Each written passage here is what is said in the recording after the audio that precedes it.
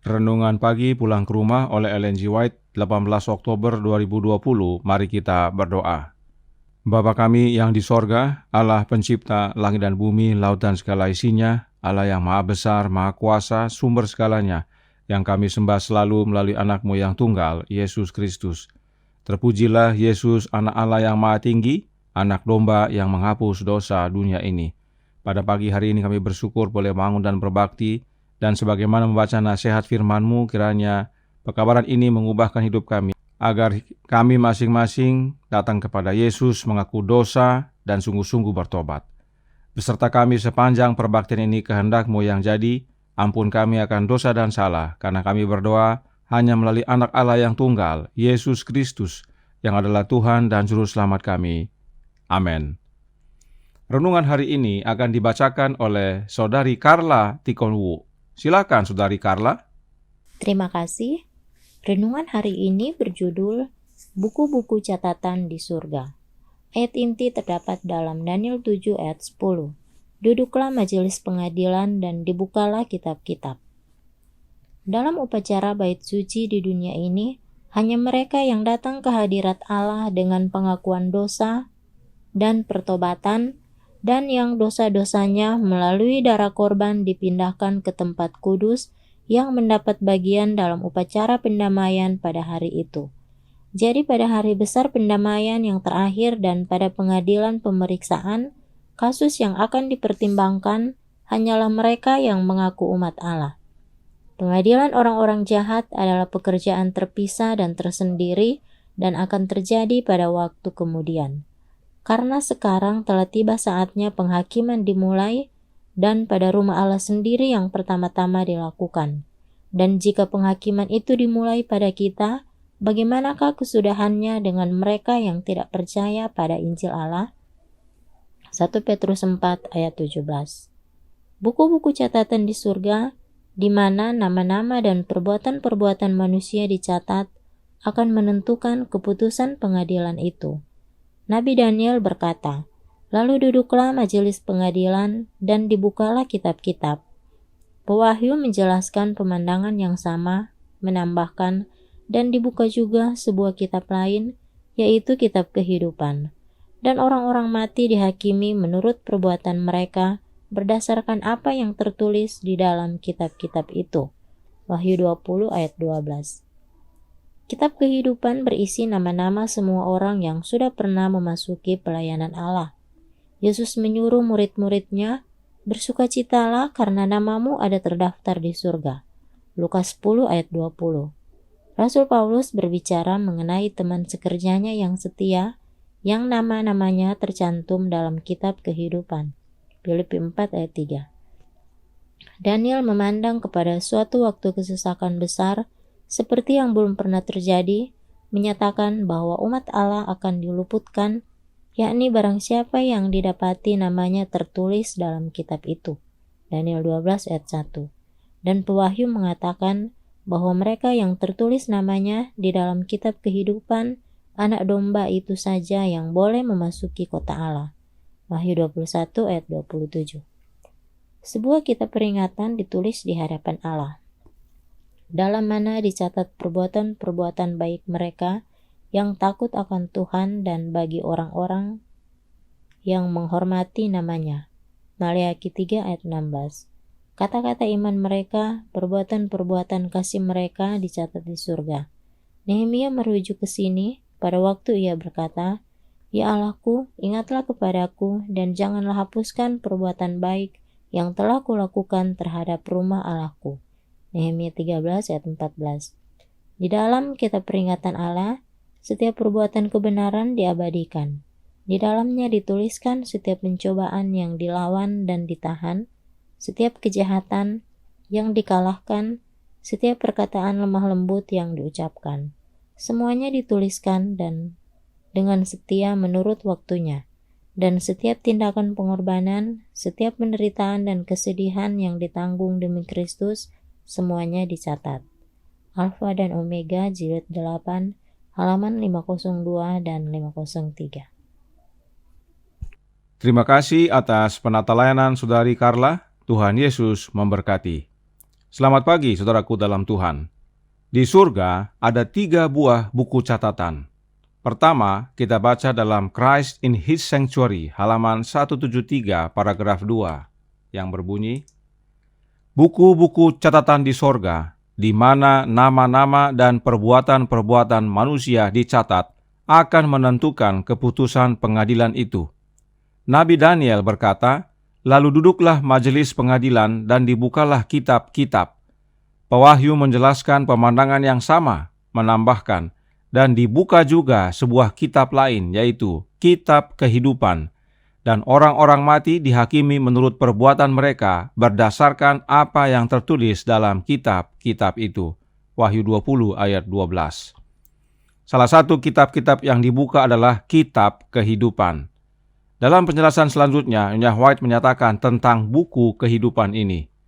Christ in His Sanctuary, halaman 174, paragraf 1, melanjutkan. Kitab kehidupan berisi nama-nama semua orang yang sudah pernah memasuki pelayanan Allah. Yesus menyuruh murid-muridnya, bersukacitalah karena namamu ada terdaftar di sorga. Lukas 10 ayat 20. Rasul Paulus berbicara mengenai teman sekerjanya yang setia, yang nama-namanya tercantum dalam kitab kehidupan. Filipi 4 ayat 3. Daniel memandang kepada suatu waktu kesesakan besar seperti yang belum pernah terjadi, menyatakan bahwa umat Allah akan diluputkan, yakni barang siapa yang didapati namanya tertulis dalam kitab itu. Daniel 12 ayat 1. Dan pewahyu mengatakan bahwa mereka yang tertulis namanya di dalam kitab kehidupan anak domba itu saja yang boleh memasuki kota Allah. Wahyu 21 ayat 27.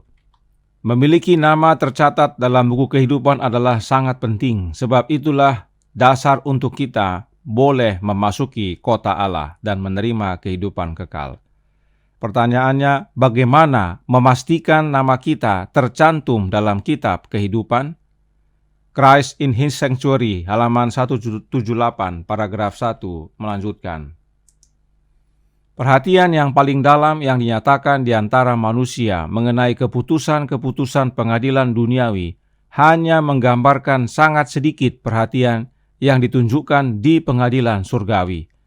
Pada waktu nama-nama yang dimasukkan dalam kitab kehidupan diperiksa ulang di hadapan hakim seluruh dunia, pengantara ilahi menyampaikan permohonan agar semua mereka yang telah menang oleh iman dalam darahnya diampuni pelanggaran-pelanggaran mereka, agar mereka dikembalikan ke tempatnya di Eden dan dimahkotai sebagai pewaris bersama Dia atas pemerintahan yang dahulu.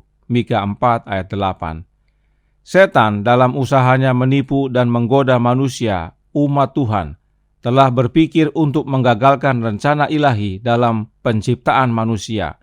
Tetapi Kristus sekarang meminta agar rencana ini diberlakukan, seolah-olah manusia tidak pernah jatuh. Ia meminta untuk umatnya bukan hanya pengampunan dan pembenaran yang penuh dan sempurna, tetapi memperoleh bagian dalam kemuliaannya dan memperoleh tempat duduk di atas tahtanya. Mau nama kita tercantum dalam kitab kehidupan? Miliki kemenangan iman dalam darah Yesus. Mereka yang menang oleh iman dalam darah Yesus saja yang menerima pengampunan dosa. Mau nama kita tercantum dalam kitab kehidupan? Miliki kemenangan iman dalam darah Yesus. Mereka yang menang oleh iman dalam darah Yesus menerima pengampunan dosa. Mereka seperti tidak pernah jatuh dalam dosa. Kembali perhatikan, pengantara kita memiliki darah dan dalam darahnya pelanggaran kita diampuni. Kemudian buku kedua adalah buku kitab peringatan. Kemenangan akhir halaman 503 paragraf 2 menjelaskan. Sebuah kitab peringatan ditulis di hadapan Allah, dalam mana dicatat perbuatan-perbuatan baik mereka yang takut akan Tuhan dan bagi orang-orang yang menghormati namanya. Maliaki 3 ayat 16. Kata-kata iman mereka, perbuatan-perbuatan kasih mereka dicatat di sorga. Nehemia merujuk ke sini pada waktu ia berkata, Ya Allahku, ingatlah kepadaku, dan janganlah hapuskan perbuatan baik yang telah kulakukan terhadap rumah Allahku. Nehemia 13 ayat 14. Di dalam kitab peringatan Allah, setiap perbuatan kebenaran diabadikan. Di dalamnya dituliskan setiap pencobaan yang dilawan dan ditahan, setiap kejahatan yang dikalahkan, setiap perkataan lemah lembut yang diucapkan. Semuanya dituliskan dengan setia menurut waktunya. Dan setiap tindakan pengorbanan, setiap penderitaan dan kesedihan yang ditanggung demi Kristus, semuanya dicatat. Pemazmur berkata, "Sengsaraku engkaulah yang menghitung-hitung, air mataku kau taruh ke dalam kirbatmu. Bukankah semuanya telah kau daftarkan?" Mazmur 56 ayat 9. Dan yang terakhir adalah buku yang ketiga, buku catatan dosa-dosa. Kita baca dalam Kemenangan Akhir halaman 503 paragraf 3 yang berkata, "Ada lagi satu buku catatan dosa-dosa manusia, karena Allah akan membawa setiap perbuatan ke pengadilan yang berlaku atas segala sesuatu yang tersembunyi, entah itu baik, entah itu jahat." Pengkhotbah 12 ayat 14. Setiap kata sia-sia yang diucapkan orang harus dipertanggungjawabkannya pada hari penghakiman. Karena menurut ucapanmu engkau akan dibenarkan, dan menurut ucapanmu pula engkau akan dihukum. Matius 12 ayat 36 dan 37, kata Yesus Juru Selamat. Maksud-maksud dan motif-motif yang tersembunyi akan tampak dalam daftar yang tidak boleh salah itu. Karena Allah akan menerangi juga apa yang tersembunyi dalam kegelapan, dan Ia akan memperlihatkan apa yang direncanakan di dalam hati. 1 Korintus 4 ayat 5. Sesungguhnya telah ada tertulis di hadapanku atas segala kesalahan mereka sendiri maupun kesalahan nenek moyangnya, semuanya serentak, firman Tuhan. Yesaya 65 ayat 6 dan 7. Inilah buku-buku catatan yang di sorga. Buku-buku inilah yang dibuka saat majelis pengadilan duduk. Nah sekarang, bagaimana cara kerjanya? Nyonya White menjelaskan dalam Kemenangan Akhir halaman 505 paragraf 2 yang berkata, "Pada waktu kitab-kitab catatan dibukakan dalam pengadilan, kehidupan semua orang yang percaya kepada Yesus diperiksa kembali di hadapan Allah, dimulai dengan mereka yang pertama hidup di dunia ini. Pembela kita menghadapkan setiap kasus, dan setiap generasi akan diakhiri dengan yang masih hidup. Setiap nama disebutkan, setiap kasus diperiksa dengan cermat. Ada nama-nama yang diterima, ada yang ditolak. Bila mana ada orang-orang yang dosanya tercatat dalam kitab catatan, yang tidak bertobat dan yang tidak diampuni, maka namanya akan dihapuskan dari kitab kehidupan, dan catatan perbuatan-perbuatan baik mereka akan dihapus dari buku peringatan Allah. Tuhan menyatakan kepada Musa, "Siapa yang berbuat dosa kepadaku, nama orang itulah yang akan kuhapuskan dari dalam kitabku." Keluaran 32 ayat 33. Dan Nabi Yehezkiel berkata, "Jikalau orang benar berbalik dari kebenarannya dan melakukan kecurangan, segala kebenaran yang dilakukannya tidak akan diingat-ingat lagi." Yehezkiel 18 ayat 24. Jadi, mereka yang namanya tercantum dalam buku catatan dosa, namun tidak mau bertobat, maka dia tidak menerima pengampunan, dan karenanya namanya dihapuskan dari buku kehidupan, serta segala perbuatan baiknya dihapus dari buku peringatan. Bagaimana dengan yang bertobat? Pada penjelasan berikutnya pada halaman 505 paragraf 3, Nyonya White menyatakan, "Semua orang yang telah bertobat dari dosa dengan sungguh-sungguh dan oleh iman mengambil darah Kristus sebagai korban pendamaian mereka, mereka telah memperoleh pengampunan di samping nama mereka dimasukkan dalam kitab-kitab di sorga. Oleh karena mereka telah memperoleh bagian dalam kebenaran Kristus, dan tabiat-tabiat mereka didapati selaras dengan hukum Allah, maka dosa-dosa mereka akan dihapuskan, dan mereka akan dianggap layak menerima hidup kekal. Tuhan menyatakan melalui Nabi Yesaya, Akulah dia yang menghapus dosa pemberontakanmu, oleh karena aku sendiri, dan aku tidak akan mengingat-ingat dosamu. Yesaya 43 ayat 25. Yesus berkata, barang siapa menang, ia akan dikenakan pakaian putih yang demikian. Aku tidak akan menghapus namanya dari kitab kehidupan, melainkan aku akan mengaku namanya di hadapan Bapa-Ku dan di hadapan para malaikatnya. Wahyu 3 ayat 5. Mereka yang bertobat dengan sungguh-sungguh oleh iman dengan mengambil darah Yesus sebagai korban pendamaian mereka, telah menerima pengampunan dosa. Maka dosa-dosa mereka dihapuskan dari buku catatan dosa, dan nama mereka tidak akan dihapus dari kitab kehidupan. Nah, dalam pengadilan tentu ada penuntut. Nyonya White dalam Kemenangan Akhir halaman 506 paragraf 2 menjelaskan, sementara Yesus memohon bagi orang-orang yang menerima rahmat-Nya, setan menuduh mereka di hadapan Allah sebagai pelanggar-pelanggar. Penipu besar itu berusaha menuntun mereka kepada keraguan-raguan untuk menghilangkan kepercayaan mereka kepada Allah, untuk memisahkan mereka dari kasih-Nya, dan untuk melanggar hukum-Nya.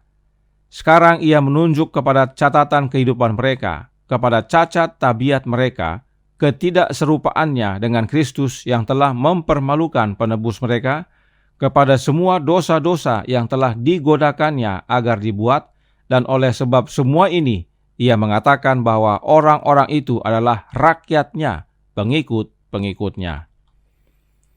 Namun, meski setan adalah penuntut kita, janganlah kita takut, sebab kita memiliki pembela yang dapat menyelamatkan kita. Halaman selanjutnya, Kemenangan Akhir halaman 507 paragraf 1 memberikan kepada kita kepastian. Yesus tidak memaafkan dosa-dosa mereka, tetapi menunjukkan penyesalan mereka atas dosa mereka itu dan iman mereka, dan dalam memohon pengampunan bagi mereka, ia mengangkat tangannya yang telah terluka itu di hadapan Bapa dan malaikat-malaikat suci, sambil berkata, aku mengenal nama-nama mereka. Aku telah mengukirkan mereka di telapak tanganku. Korban sembelihan kepada Allah ialah jiwa yang hancur, hati yang patah dan remuk, tidak akan kau pandang hina, ya Allah. Mazmur 51 ayat 19. Dan kepada penuduh umat-Nya ia mengatakan, Tuhan kiranya menghardik engkau, hai iblis. Tuhan yang memilih Yerusalem kiranya menghardik engkau. Bukankah dia ini puntung yang telah ditarik dari api? Zakaria 3 ayat 2. Kristus akan memakaikan kepada umat-Nya yang setia kebenaran-Nya sendiri, agar ia boleh mempersembahkan mereka kepada Bapa-Nya sebagai jemaat di hadapan diri-Nya dengan cemerlang, tanpa cacat atau kerut atau yang serupa itu. Efesus 5 ayat 27. Nama-nama mereka tetap terdaftar di dalam kitab kehidupan, dan mengenai mereka ada tertulis, mereka akan berjalan dengan aku dalam pakaian putih, karena mereka adalah layak untuk itu. Wahyu 3 ayat 4. Yesus satu-satunya pembela yang dapat selamatkan kita, karena dialah korban pendamaian. Itu sebabnya Yesuslah satu-satunya pengantara sejati kita. Tidak ada yang lain. Silahkan saudaraku dalam Tuhan baca lebih lanjut tentang apa yang terjadi dalam sidang pengadilan pemeriksaan dalam buku Kemenangan Akhir bab 28. Karenanya, pesan utama dari pelajaran hari ini adalah hanya mereka yang mengaku dosa oleh iman dalam darah Yesus dan bertobat sungguh-sungguh yang menerima pengampunan dan namanya dihapuskan dari buku catatan dosa, dan namanya tetap ada dalam buku kehidupan. Saat inilah waktunya kita datang mengaku dosa kita kepada pengantara sejati kita, Yesus Kristus, sebab Dia adalah setia dan adil. Tuhan memberkati, saya bawa dalam nama Yesus. Amin. Mari kita berdoa. Bapa kami yang di sorga, Allah pencipta langit dan bumi, laut dan segala isinya, Allah yang maha besar, satu-satunya Allah yang benar. Terima kasih atas penjelasan 3 buah buku catatan dalam surga ini, agar kami memahami dan mengerti cara kerjanya, dan tidak menyia-nyiakan waktu, namun datang kepada Yesus, mengakui dosa-dosa kami, dan oleh iman dalam darah-Nya percaya menerima pengampunan, maka nama kami tetap berada dalam kitab kehidupan.